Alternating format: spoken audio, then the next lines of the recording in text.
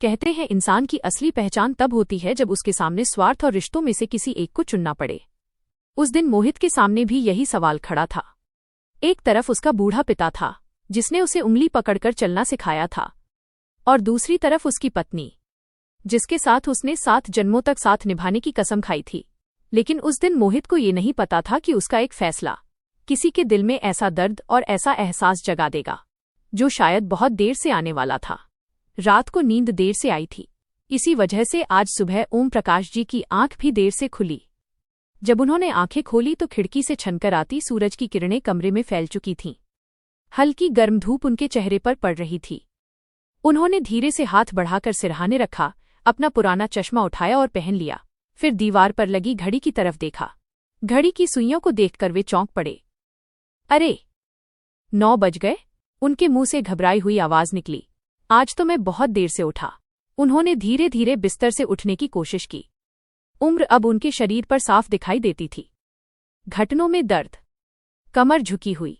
उन्होंने पास रखी अपनी लकड़ी की लाठी उठाई और धीरे धीरे दरवाजे की तरफ बढ़ने लगे। कमरे से बाहर निकलते ही आंगन में उनकी नजर पड़ी। वहां उनका छोटा बेटा मोहित कुर्सी पर बैठकर नाश्ता कर रहा था। ओम प्रकाश जी उसके पास आकर बैठ गए। फिर रसोई की तरफ देखते हुए उन्होंने आवाज लगाई, बहू, आंचल, बेटा एक प्याला चाय दे दो। रसोई में खड़ी आंचल ने जैसे ही ये आवाज सुनी, उसके चेहरे पर झुंझलाहट आ गई। वो बर्तन धोते हुए मन ही मन बड़बड़ाने लगी। कमाल है, उठते ही हुक्म चलाना शुरू। बस बहू मिली नहीं कि मशीन मिल गई। दिन भर बस काम ही काम। उसके मन में कई दिनों से जमा गुस्सा आज फिर जाग उठा था। उसे लगता था कि इस घर में सारी जिम्मेदारी उसी पर है। उसने चाय बनाई, कप में डाली, लेकिन चेहरे पर साफ नाराजगी थी। उधर आंगन में बैठे ओम प्रकाश जी और मोहित के बीच हल्की बातचीत चल रही थी। तभी अचानक दरवाजे की घंटी बजी। Ding dong. मोहित उठकर दरवाजा खोलने गया। दरवाजे पर एक वकील साहब खड़े थे। उनके हाथ में काले रंग की एक मोटी फाइल थी। मोहित ने उन्हें अंदर आने का इशारा किया।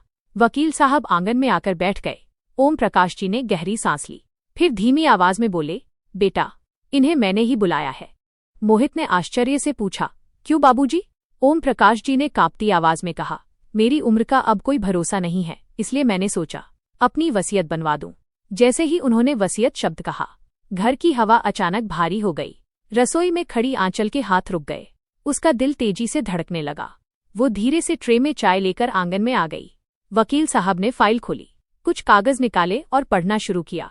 मैं ओम प्रकाश, पुत्र स्वर्गीय दीनानाथ प्रसाद, अपने पूरे होशो हवास में ये घोषणा करता हूँ। आंचल ध्यान से सुन रही थी। मेरी सारी संपत्ति, गोरखपुर के 2 प्लॉट, गांव की जमीन और बैंक में जमा धन मेरे दोनों बेटों अनिल और मोहित में बराबर बांटी जाएगी। बराबर। यह शब्द जैसे आंचल के दिल में तीर की तरह चुभ गया। उसकी आंखों में गुस्सा भर गया। उसने जोर से चाय की ट्रे मेज पर रखी। कप खनक उठे। फिर वो सीधे ओम प्रकाश जी की तरफ देखकर बोली, बाबूजी, एक बात पूछूं? इतने सालों से आपकी सेवा कौन कर रहा है? आपकी दवा, खाना, देखभाल सब मैं करती हूँ। मोहित दिन रात काम करता है, और अनिल भैया, उन्होंने महीनों से फोन तक नहीं किया। फिर ये बराबरी किस बात की? आंगन में सन्नाटा छा गया। ओम प्रकाश जी की आंखों में बेबसी आ गई। उन्होंने धीरे से कहा, बेटी, अनिल भी तो मेरा ही बेटा है। मैं अपने बच्चों में फर्क कैसे करूं? आंचल के चेहरे पर कड़वी मुस्कान आ गई। फर्क नहीं कर सकते, लेकिन देख तो सकते हैं कौन साथ है और कौन नहीं। मोहित ने धीरे से आंचल का हाथ पकड़ा। बस करो आंचल, बाबूजी जो सही समझे वही करेंगे। लेकिन आंचल गुस्से में पैर पटकते हुए रसोई में चली गई। आंगन में अब सिर्फ कागजों की सरसराहट बची थी और एक ऐसा तूफान जो अभी शुरू ही हुआ था। वकील साहब के जाने के बाद घर में एक अजीब सा सन्नाटा छा गया था। आंगन वही था, दीवारें वही थीं, लेकिन माहौल बदल चुका था। ओम प्रकाश जी कुर्सी पर बैठे थे। उनकी आंखें कहीं दूर देख रही थीं, जैसे उन्हें पहले से अंदेशा हो कि उनकी वसीयत इस घर में तूफान ला देगी। उधर रसोई में आंचल बर्तन जोर जोर से पटक रही थी। हर बर्तन के साथ उसके मन का गुस्सा भी बाहर आ रहा था। वो बड़बड़ाई की बराबर हिस्सा, जिसे घर की याद तक नहीं, उसे भी बराबर हिस्सा। उसी समय मोहित रसोई के दरवाजे पर आकर खड़ा हो गया। उसने कहा कि आंचल, बस करो अब। आंचल ने पलटकर उसे देखा और पूछा कि तुम्हें तो कोई फर्क ही नहीं पड़ता ना? तुम्हारे बाबूजी ने साफ कह दिया, सब बराबर। मोहित ने शांत आवाज में कहा कि तो क्या गलत कहा? अनिल भैया भी तो उनके बेटे हैं। आंचल का गुस्सा और बढ़ गया। उसने कहा कि बेटे हैं, लेकिन जिम्मेदारी भी तो कोई चीज होती है। जब बाबूजी बीमार पड़े थे तब कौन अस्पताल ले गया था? जब दवाइयों के पैसे नहीं थे तब किसने संभाला था? मोहित कुछ पल चुप रहा। उसे पता था कि आंचल पूरी तरह गलत भी नहीं है, लेकिन बाबूजी के खिलाफ सुनना भी उसे अच्छा नहीं लग रहा था। उसने कहा कि देखो आंचल, पैसों के लिए रिश्तों को खराब मत करो। आंचल ने हंसते हुए कहा कि रिश्ते तब खराब नहीं होते जब एक आदमी सारी जिंदगी दूसरों का बोझ उठाता रहे। मोहित ने धीरे से कहा कि बाबूजी बोझ नहीं हैं। यह सुनकर आंचल कुछ पल के लिए चुप हो गई, लेकिन उसके चेहरे पर गुस्सा साफ दिख रहा था। रात को खाना चुपचाप खाया गया। न तो आंचल ने ज्यादा बात की, न ही मोहित ने। ओम प्रकाश जी अपने कमरे में बैठे थे। उनके हाथ में पुरानी डायरी थी। उस डायरी में उनकी जिंदगी की कई यादें लिखी थीं। उन्होंने एक पन्ना खोला। उसमें एक पुरानी फोटो लगी थी। फोटो में 2 छोटे बच्चे थे, अनिल और मोहित। दोनों उनके कंधों पर बैठे हंस रहे थे। ओम प्रकाश जी की आंखें नम हो गईं। उन्होंने धीरे से खुद से कहा कि बच्चे बड़े हो जाते हैं, लेकिन बाप की नज़र में वो हमेशा छोटे ही रहते हैं। उन्हें ये एहसास होने लगा था कि उनकी वजह से घर में तनाव बढ़ रहा है। सुबह जब ओम प्रकाश जी आंगन में आए तो आंचल पहले से वहां बैठी थी। उसके चेहरे पर आज अजीब सी शांति थी, लेकिन उस शांति के पीछे कुछ और ही चल रहा था। उसने मीठी आवाज में कहा कि बाबूजी, चाय लीजिए। ओम प्रकाश जी थोड़ा हैरान हुए। उन्होंने सोचा कि आज बहू का मूड ठीक लग रहा है। उन्होंने मुस्कुराते हुए चाय ले ली। उसी समय आंचल धीरे से बोली कि बाबूजी, एक बात कहूं? ओम प्रकाश जी ने कहा कि हाँ बेटी। आंचल ने कहा कि अगर आप चाहें तो वसीयत में थोड़ा बदलाव हो सकता है। ओम प्रकाश जी ने चौंककर उसकी तरफ देखा और पूछा कि कैसा बदलाव? आंचल धीरे से बोली कि बस इतना कि जो बेटा आपके साथ रहता है, जिसने आपकी सेवा की है, उसे थोड़ा ज्यादा हिस्सा मिल जाए। ओम प्रकाश जी समझ गए कि बात किस तरफ जा रही है। उन्होंने गहरी सांस ली और कहा कि बेटी, मैंने जो फैसला किया है बहुत सोचकर किया है। आंचल का चेहरा फिर बदल गया। उसने कहा कि ठीक है बाबूजी, फिर जो होगा देखा जाएगा। उसकी आवाज में अब फिर वही कड़वाहट थी। ओम प्रकाश जी समझ गए कि यह मामला यहीं खत्म नहीं होगा। उसी दिन दोपहर को मोहित ऑफिस चला गया था। घर में सिर्फ आंचल और ओम प्रकाश जी थे। आंचल ने खाना बनाकर टेबल पर रखा, फिर बिना कुछ कहे अपने कमरे में चली गई। ओम प्रकाश जी अकेले ही खाना खाने बैठे। उन्होंने 2 रोटी खाईं, फिर प्लेट वहीं छोड़ दी। आज उन्हें भूख नहीं लग रही थी। उनके दिल में एक ही बात घूम रही थी कि क्या मैं सच में इस घर के लिए बोझ बन गया हूं? आंगन में हल्की हवा चल रही थी, लेकिन उनके मन में एक अजीब सा खालीपन था। उन्हें महसूस होने लगा था कि आने वाले दिनों में कुछ ऐसा होने वाला है जो इस घर की दिशा हमेशा के लिए बदल देगा। उस रात घर में अजीब सा सन्नाटा था। दीवार घड़ी की टिक टिक मानो घर के भीतर फैल रहे तनाव को और गहरा कर रही थी। मोहित बिस्तर पर लेटा था, लेकिन उसकी आंखों में नींद नहीं थी। उसे बार बार बाबूजी का चेहरा याद आ रहा था, वो चेहरा जिसमें थकान भी थी, दर्द भी और एक अजीब सी खामोशी भी। उधर दूसरी तरफ आंचल भी जाग रही थी, लेकिन उसके मन में भावनाएं नहीं, बल्कि गुस्सा और ईर्ष्या उबल रही थी। आंचल अचानक उठकर बैठ गई। उसने मोहित की तरफ देखा और धीमे स्वर में बोली कि मोहित, एक बात पूछूं? मोहित ने आंखें खोली और कहा कि हाँ पूछो।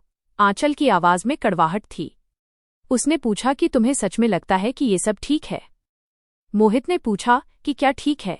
आंचल ने कहा कि यही कि हम सारी जिंदगी बाबूजी की सेवा करते रहें और वसीयत में सब कुछ बराबर बांट दिया जाए।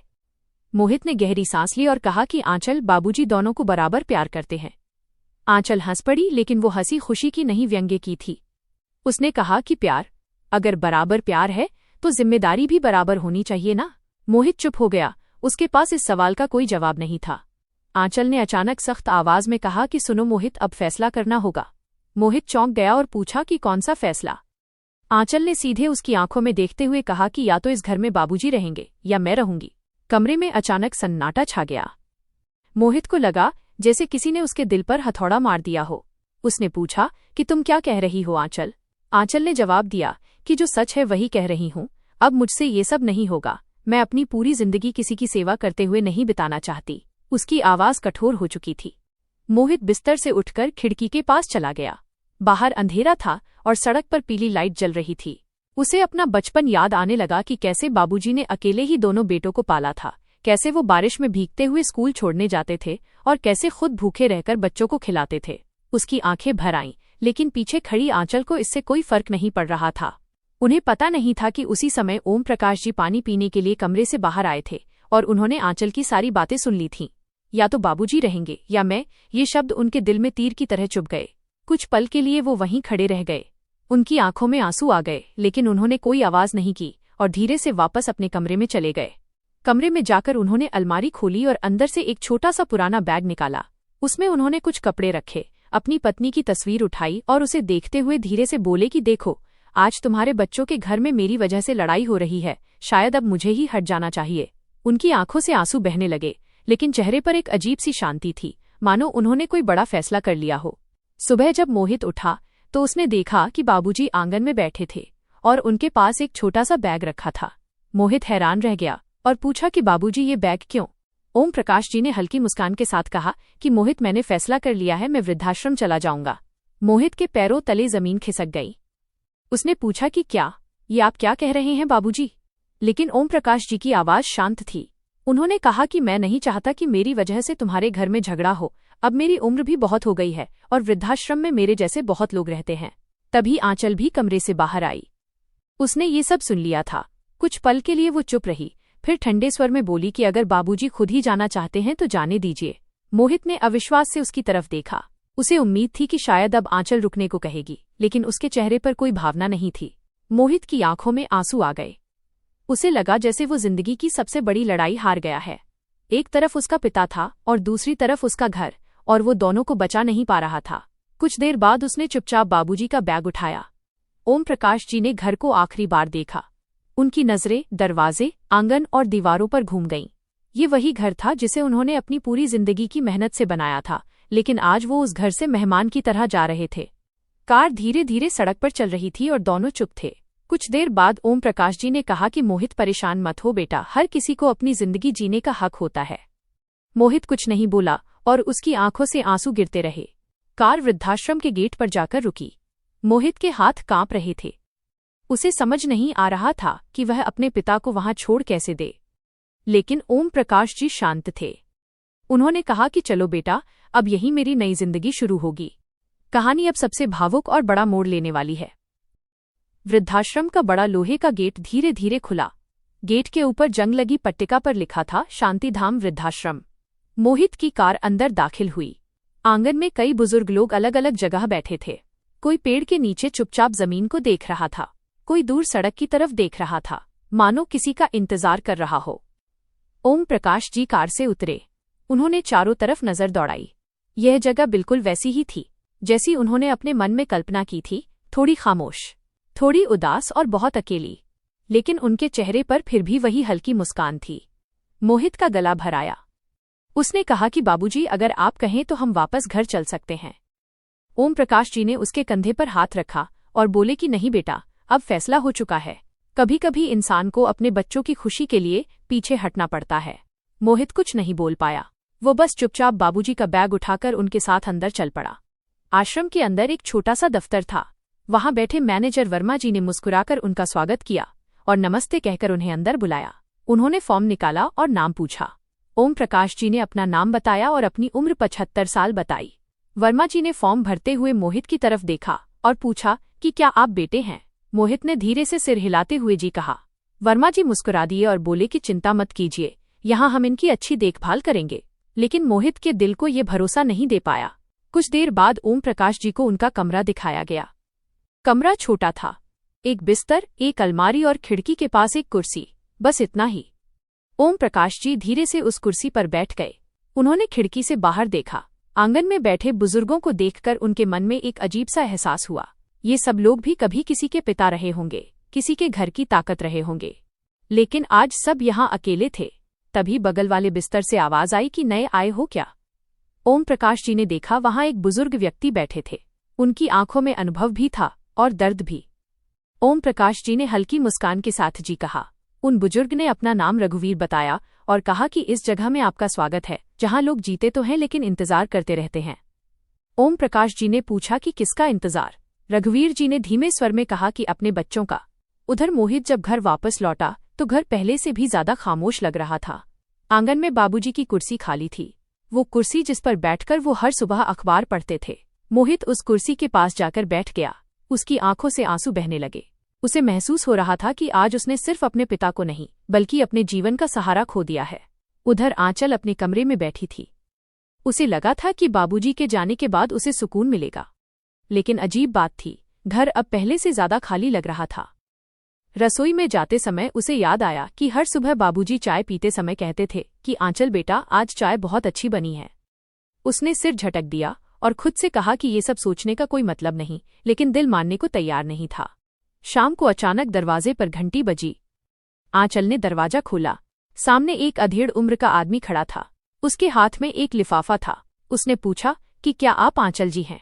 आंचल के हाँ कहने पर उसने लिफाफा उसकी तरफ बढ़ा दिया और कहा कि ये ओम प्रकाश जी ने आपके लिए दिया है। आंचल चौंक गई और सोचने लगी कि उसके लिए क्या हो सकता है। उसने जल्दी से लिफाफा खोला। अंदर एक कागज था जिस पर ओम प्रकाश जी की लिखावट थी। आंचल ने पढ़ना शुरू किया। पत्र में लिखा था कि आंचल बेटा, अगर ये चिट्ठी तुम्हें मिल रही है तो इसका मतलब है कि मैं आश्रम पहुंच चुका हूं। मैं तुम्हें सिर्फ एक बात बताना चाहता हूं कि इस घर की वसीयत मैंने पहले ही बदल दी है। आंचल का दिल जोर से धड़कने लगा। उसने जल्दी से अगली पंक्ति पढ़ी जिसमें लिखा था कि अब ये घर और मेरी सारी संपत्ति वृद्धाश्रम के नाम कर दी गई है। आंचल के हाथ कांपने लगे। चिट्ठी में आखिरी पंक्ति थी कि क्योंकि जिस घर में बुजुर्गों के लिए जगह नहीं होती वो घर नहीं सिर्फ दीवारें होती हैं। आंचल के पैरों तले जमीन खिसक गई। यह उसके जीवन का पहला बड़ा झटका था। चिट्ठी आंचल के हाथों में कांप रही थी।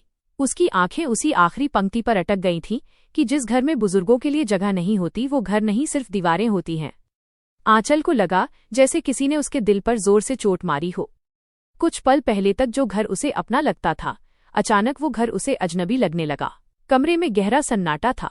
मोहित सोफे पर बैठा था और उसकी आंखें लाल थीं। आंचल धीरे धीरे उसके पास आई। उसकी आवाज पहले जैसी कठोर नहीं थी। उसने मोहित को पुकारा तो मोहित ने उसकी तरफ देखा और पूछा कि क्या है। आंचल ने कांपते हाथों से चिट्ठी उसकी तरफ बढ़ा दी और कहा कि बाबूजी ने ये लिखा है। मोहित ने चिट्ठी पढ़ी और हर शब्द उसके दिल में उतरता चला गया। कुछ देर तक वो चुप बैठा रहा, फिर धीरे से बोला कि बाबूजी ने गलत नहीं किया। आंचल चौंक गई और उसने मतलब पूछा। मोहित की आवाज भारी हो गई। उसने कहा कि जिस इंसान को अपने ही घर में बोझ समझा जाए उसे उस घर से कोई लगाव क्यों रहेगा। आंचल के पास कोई जवाब नहीं था। उसकी आंखों से आंसू बहने लगे। उसने रोते हुए कहा कि उससे गलती हो गई है। मोहित ने उसकी तरफ देखा। उसकी आंखों में दर्द और थोड़ा सा गुस्सा भी था। उसने पूछा कि क्या तुम्हें पता भी है कि तुमने क्या किया है। आंचल रोने लगी और बोली कि वो बस डर गई थी। जब मोहित ने कारण पूछा तो आंचल ने धीमे से कहा कि उसे लगा अगर बाबूजी हमेशा साथ रहेंगे तो उसकी पूरी जिंदगी जिम्मेदारियों में निकल जाएगी। मोहित ने गहरी सांस ली और कहा कि जिम्मेदारी से भागने वाला इंसान कभी खुश नहीं रह सकता। यह सुनकर आंचल का सिर झुक गया। उस रात आंचल को नींद नहीं आई। वो बार बार बाबूजी की बातें याद करने लगी कि कैसे हर सुबह वो उसे आशीर्वाद देते थे और जब भी वो बीमार होती थी तो बाबूजी ही रात भर उसके सिरहाने बैठे रहते थे। उसे याद आया कि जब वो नई नई इस घर में आई थी और उसे खाना बनाना नहीं आता था, तब बाबूजी ने ही मुस्कुराकर कहा था कि कोई बात नहीं बेटा, धीरे धीरे सब सीख जाओगी। आंचल के आंसू रुकने का नाम नहीं ले रहे थे। उसे महसूस हो रहा था कि जिस इंसान ने उसे हमेशा बेटी की तरह अपनाया उसी को उसने घर से दूर भेज दिया। उधर मोहित छत पर बैठा आसमान देख रहा था। उसके मन में सिर्फ एक ही सवाल घूम रहा था कि क्या वो एक अच्छा बेटा है। उसे याद आया जब वो छोटा था तो बाबूजी उसे कंधों पर बैठाकर मेले में ले जाते थे। जब स्कूल में किसी ने उसे परेशान किया तो बाबूजी ही उसके साथ खड़े हुए थे। लेकिन आज जब बाबूजी को उसकी जरूरत थी वो उनके साथ खड़ा नहीं हो पाया। मोहित की आंखों से आंसू बहने लगे। सुबह होने से पहले ही मोहित ने फैसला कर लिया। वो अचानक उठकर नीचे आया। आंचल सोफे पर बैठी थी और शायद वो भी पूरी रात नहीं सोई थी। मोहित ने धीरे से कहा कि मैं बाबूजी को वापस लाने जा रहा हूं। आंचल ने सिर उठाया। उसकी आंखें लाल थीं। उसने पूछा कि क्या सच में? मोहित ने दृढ़ आवाज में कहा कि हाँ, इस बार मैं अपने पिता को अकेला नहीं छोड़ूंगा। आंचल कुछ पल तक चुप रही। फिर उसने धीरे से पूछा कि क्या मैं भी तुम्हारे साथ चल सकती हूँ? मोहित ने उसकी तरफ देखा। पहली बार उसे आंचल की आंखों में सच्चा पछतावा दिखाई दिया। कुछ सेकंड की खामोशी के बाद उसने सिर हिलाकर चलने को कहा। लेकिन उन्हें ये नहीं पता था कि उसी समय वृद्धाश्रम में ओम प्रकाश जी के साथ कुछ ऐसा होने वाला था जो उनकी पूरी जिंदगी बदल देगा और शायद अब सब कुछ पहले जैसा कभी नहीं हो पाएगा। और सुबह की हल्की धूप खिड़की से अंदर आ रही थी। वृद्धाश्रम का आंगन धीरे धीरे जाग रहा था। कुछ बुजुर्ग लोग टहल रहे थे और कुछ चाय पीते हुए पुराने दिनों की बातें कर रहे थे। ओम प्रकाश जी खिड़की के पास बैठकर बाहर देख रहे थे। उनके चेहरे पर वही शांत मुस्कान थी, लेकिन रात भर वो सो नहीं पाए थे। घर की यादें बार बार उनके मन में आ रही थीं। आंगन, दीवारें और मोहित का बचपन। तभी दरवाजे पर हल्की दस्तक हुई। क्या मैं अंदर आ सकता हूँ? ओम प्रकाश जी ने देखा कि दरवाजे पर रघुवीर जी खड़े थे, वही बुजुर्ग जिनसे उनकी मुलाकात कल हुई थी। ओम प्रकाश जी ने कहा, आइए। रघुवीर जी अंदर आकर कुर्सी पर बैठ गए। कुछ देर तक दोनों चुप रहे। फिर रघुवीर जी बोले कि क्या रात ठीक से नींद आई? ओम प्रकाश जी हल्के से मुस्कुरा दिए और कहा कि नई जगह है, थोड़ा समय लगेगा। रघुवीर जी ने गहरी सांस ली और कहा कि यहाँ सबको समय लगता है, क्योंकि यहाँ आने वाला हर इंसान अपने साथ एक कहानी लाता है। ओम प्रकाश जी ने उनकी तरफ देखा और पूछा कि आपकी कहानी क्या है? रघुवीर जी हल्का सा हंसे, लेकिन उस हंसी में दर्द छिपा था। उन्होंने बताया कि मेरे बेटे को लगा कि मैं उसके जीवन में बोझ बन गया हूँ, बस फिर एक दिन मुझे यहाँ छोड़ गया। ओम प्रकाश जी चुप हो गए, क्योंकि उनकी कहानी भी कुछ अलग नहीं थी। थोड़ी देर बाद आश्रम के मैनेजर वर्मा जी कमरे में आए और बोले कि ओम प्रकाश जी, आपको कोई मिलने आया है। ओम प्रकाश जी चौंक गए और पूछा, मुझे? वर्मा जी ने कहा, जी हाँ। जब वो बाहर आए तो उन्होंने देखा कि गेट के पास एक सफेद कार खड़ी थी। कार से एक अधेड़ उम्र का आदमी उतर रहा था। जैसे ही उसने ओम प्रकाश जी को देखा, वो तेजी से उनकी तरफ आया और अचानक उसने झुककर उनके पैर छू लिए। आसपास खड़े सभी लोग हैरान रह गए। ओम प्रकाश जी ने उसे पहचान लिया और कहा, अरे संदीप। संदीप की आंखें नम हो गईं और उसने कहा, गुरुजी, आपने मुझे पहचान लिया। वर्मा जी हैरान रह गए और पूछा, गुरुजी? संदीप मुस्कुराया और गर्व से बोला कि आप जानते हैं यह कौन है? यह मेरे स्कूल के सबसे महान शिक्षक हैं। अगर आज मैं एक बड़ा अधिकारी बना हूं तो सिर्फ इनकी वजह से। आश्रम में खड़े सभी लोग आश्चर्य से ओम प्रकाश जी को देखने लगे। रघुवीर जी धीरे से बोले कि आपने बताया क्यों नहीं कि आप शिक्षक रहे हैं?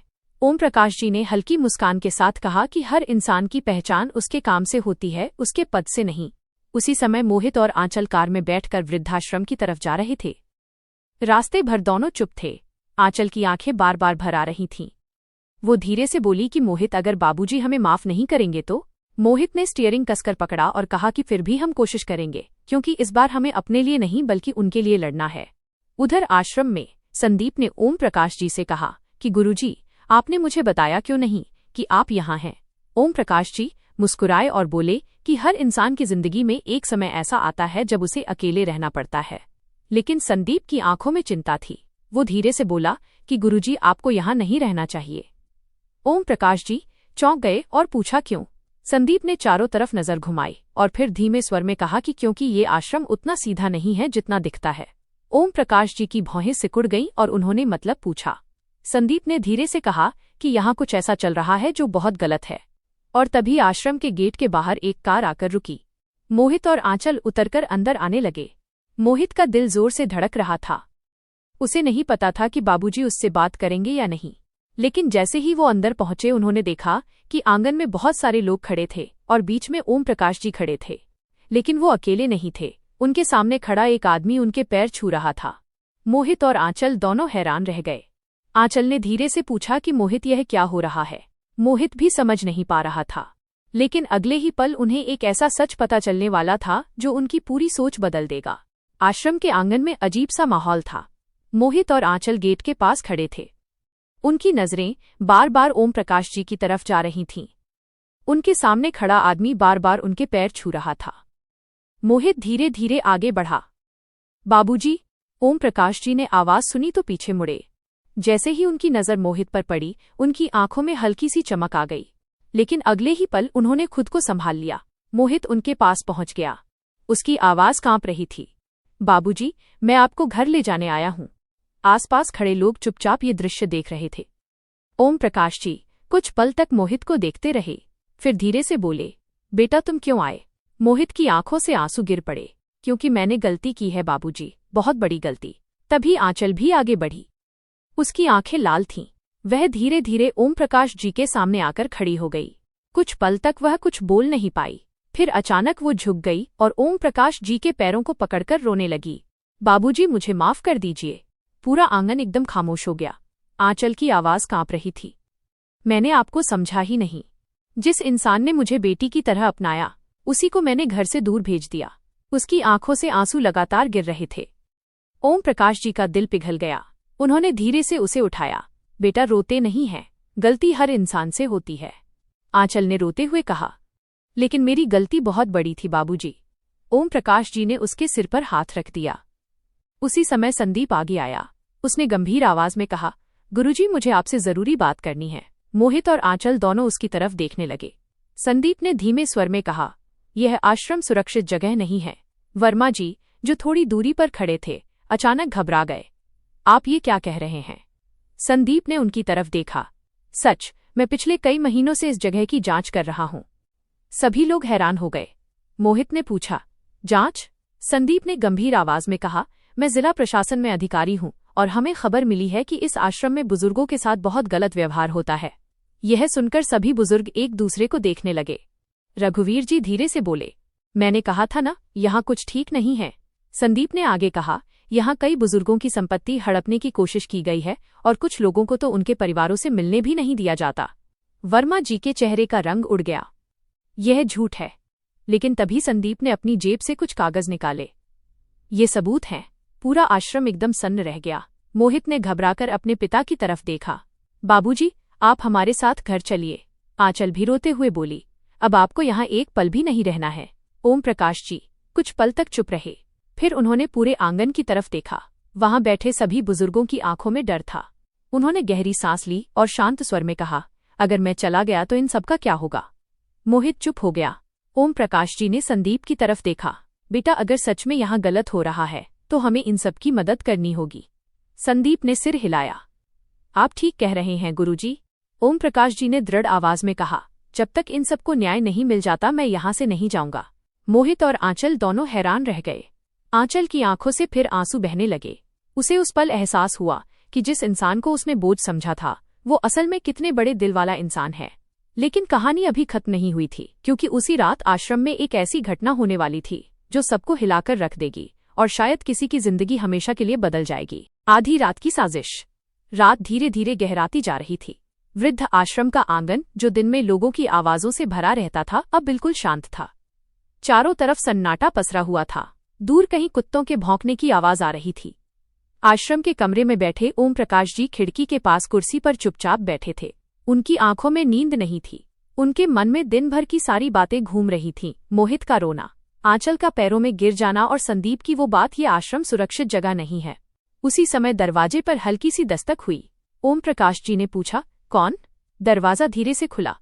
अंदर संदीप आया। उसके चेहरे पर गंभीरता थी। गुरुजी, मुझे आपसे जरूरी बात करनी है। ओम प्रकाश जी ने कुर्सी से उठते हुए कहा, क्या हुआ बेटा?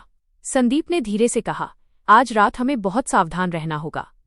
ओम प्रकाश जी चौंक गए। क्यों? संदीप ने खिड़की के बाहर देखा और धीमी आवाज में बोला, मुझे शक है कि वर्मा जी और उनके लोग आज रात कुछ करने वाले हैं। ओम प्रकाश जी की भौहें सिकुड़ गईं। क्या करने वाले हैं? संदीप ने कहा, मेरे पास जो सबूत हैं, अगर वे प्रशासन तक पहुंच गए तो आश्रम बंद हो सकता है, और शायद इसी वजह से वे सबूत खत्म करना चाहते हैं। कमरे में एक पल के लिए गहरा सन्नाटा छा गया। ओम प्रकाश जी ने गंभीर स्वर में पूछा, तुम्हारे पास सबूत कहाँ हैं? संदीप ने धीरे से कहा, मेरे कमरे में, बैग के अंदर। उसी समय अचानक बाहर किसी के कदमों की आवाज आई। दोनों एकदम चुप हो गए। संदीप ने खिड़की से झांककर देखा। आंगन में 3 आदमी धीरे धीरे चलते हुए दिखाई दे रहे थे। उनमें से एक वर्मा जी थे। संदीप की आवाज धीमी हो गई, गुरुजी, वही लोग हैं। ओम प्रकाश जी का दिल तेज धड़कने लगा। वर्मा जी अपने 2 आदमियों के साथ संदीप के कमरे की तरफ बढ़ रहे थे। संदीप तुरंत समझ गया, उन्हें सबूतों के बारे में पता चल गया है। ओम प्रकाश जी ने कहा, तो अब क्या करेंगे? संदीप कुछ पल सोचता रहा, फिर बोला, हमें उनसे पहले वहां पहुंचना होगा। दोनों धीरे धीरे कमरे से बाहर निकले। आश्रम के लंबे गलियारे में हल्की पीली रोशनी जल रही थी। चारों तरफ डरावना सन्नाटा था। वे जल्दी जल्दी संदीप के कमरे की तरफ बढ़ने लगे। लेकिन तभी आंचल सामने से आती हुई दिखाई दी। वो घबराई हुई थी।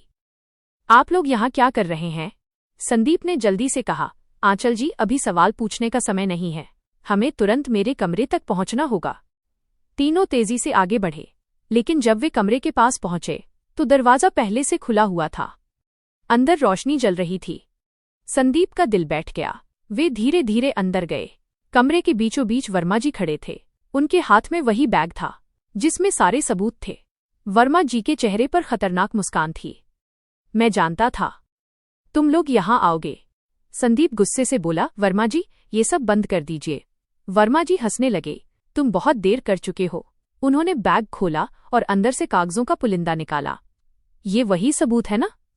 ओम प्रकाश जी आगे बढ़े। वर्मा जी आप गलत कर रहे हैं। वर्मा जी की आंखों में गुस्सा चमक उठा। गलत? गलत तो वो लोग हैं जो मेरे रास्ते में आ रहे हैं। उन्होंने अपने आदमी की तरफ इशारा किया। उस आदमी ने तुरंत लाइट बंद कर दी। पूरा कमरा अंधेरे में डूब गया। आंचल घबरा गई। ये क्या हो रहा है? अंधेरे में अचानक धक्का मुक्की शुरू हो गई।